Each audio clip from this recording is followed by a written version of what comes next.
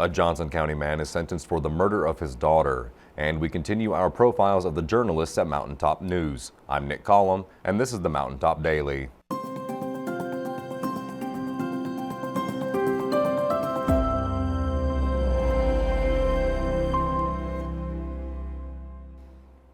A Van Leer man who admitted shooting and killing his daughter learned his fate today as he appeared in Johnson Circuit Court for sentencing. Robin was in the courtroom to get the details.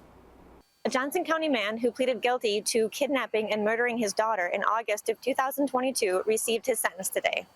Stacy Collins was found with a self-inflicted gunshot wound to the head when police responded to a report of assault on August 11, 2022. Shortly after, it was discovered that Collins' 12-year-old daughter, Stacia, who was supposed to be in his custody at the time, was missing. Stacia's body was found later that day at an abandoned strip mine in Van Leer. Collins was charged with the kidnapping and murder of his daughter. After years of competency hearings, Collins entered a guilty plea in exchange for life in prison. He appeared in court today to receive his sentence. After hearing a tearful victim impact statement from Stacia's mother, Judge John Kevin Holbrook announced his verdict of life in prison with the possibility of parole after 25 years, adding that he hopes the mother and family of Stacia can find peace and that Collins understands the effects of his actions. The lead investigator on the case, Chief Tim Clark, shared his thoughts on the ruling. The biggest impact was, at the time that I started this investigation in 2022, I had a small daughter that knew of this young child, and it kind of hit home, with a child like that. I mean, it was really a sad deal. I'm satisfied with it. I think he should have got more, more of a penalty. But then again, looking at everything, the whole picture, he'll be in the penitentiary the rest of his life. I don't foresee him getting out. Stacia's mother declined to be filmed, but said she hopes he spends the rest of his life in prison and that she can start healing now. Reporting for Mountaintop News, I'm Robin Tillman. It's day 3 of our profiles of the people who bring you the news here at Mountaintop Media, and today's subject gave me a chance to spend some time on the other side of the camera. That's because Sheldon interviewed yours truly for today's profile. Mountaintop Media reporter Nick Collum. If you don't recognize his face from his time anchoring our daily show, you probably recognize his voice, a low bass hum that has become familiar throughout the region. Collum joined the news team at Mountaintop Media in the summer of 2022 and said his time in news has brought him closer to the public in a meaningful way. I have always enjoyed filming and editing since my time at the University of Pikeville. One of my degrees was film and media arts, and I just find the process to be fun and relaxing. And bringing that into the news world I've always looked at it like I'm doing a public service, where I'm keeping the public informed. And now at this point in my 3rd year of reporting, people come to me and they ask me, like, have you heard about this? What's going on? Are you guys reporting on this? And it's sort of like a duty. But with the way that I go about it, like working at my own pace and interacting with the public, it's more fun than work. Attending the University of Pikeville on an esports scholarship, Collum truly is both a scholar and a talented practitioner within the gaming world. When talking about personal interests, it can be traced back to my dad. My dad got me into video games at a very early age. He had a PlayStation 1 in the 90s, and we'd play like Crash Bandicoot and Symphony of the Night and all sorts of stuff. And that interest and eventually love for video games as an electronic entertainment medium just grew over time. And like you look at video games now, they're like an art. There's art in video games. And I'd say that the genre I've dedicated most of my time to is fighting games. My dad also showed me Street Fighter II, the Alpha series, and I still go to tournaments. I still talk with my friends about strategies and upcoming fighting game news and events. Collum said his captivation with gaming was born while playing video games with his dad when he was a boy. But his dad also left him with a keen interest in music.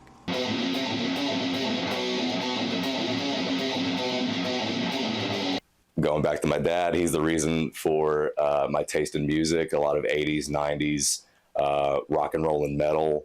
And my parents got my brother a guitar at a young age. They thought that he would be the musically inclined one.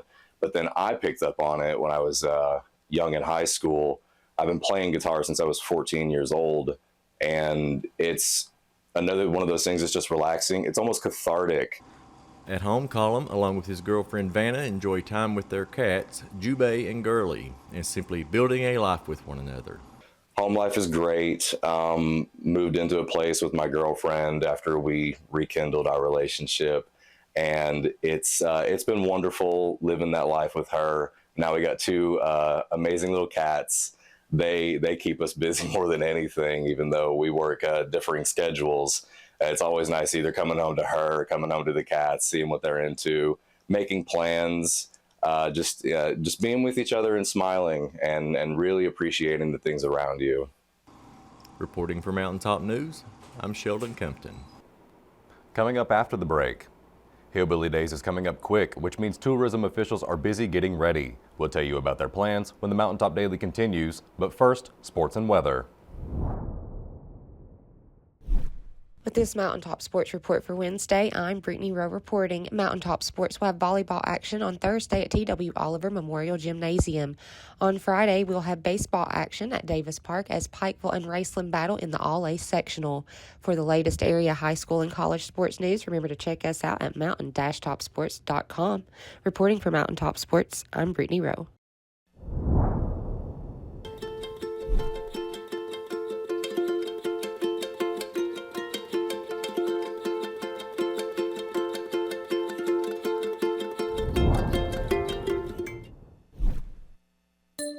Attention Appalachia, looking for the hottest deals on the latest smartphones? There's only one real choice, and that's Appalachian Wireless. Right now, you can save big on today's top devices with our amazing limited time offers. Switch today and enjoy our unbeatable savings, nationwide coverage with some good old hometown service you can trust.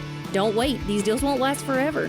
Visit us at your nearest Appalachian Wireless retail location or visit us online at appalachianwireless.com because we are you. We are Appalachian Wireless. Hillbilly Days is just 8 days away, and that means plenty of fun for locals and visitors alike. I went down to the Pikeville-Pike County Welcome Center today to learn what they're doing to get ready for company. The Pikeville-Pike County Welcome Center is preparing to welcome thousands of people into the city next week for Hillbilly Days 2025. The annual festival sees at least 100,000 people moving through the streets of downtown Pikeville, and the Welcome Center has plans to make tourists feel at home and inform them about Pikeville's history. Marketing Director Jay Shepard gives us more details. This year's Hillbilly Days is special because we have Dwight Yoakam coming home to perform at the Appalachian Wireless Arena, so that's a big deal. Dwight was born here in Pikeville, up on the hill, actually, where the university is. So for him to come back and do the headliner show, that's exciting and unique for this year.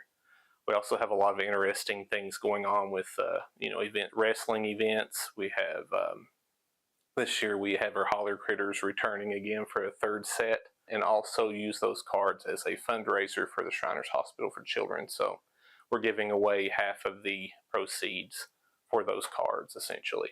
Local landmarks and significant people from around the region will be the highlight of the Welcome Center during the festival weekend. Staff at the Welcome Center look forward to interacting with people from out of the state.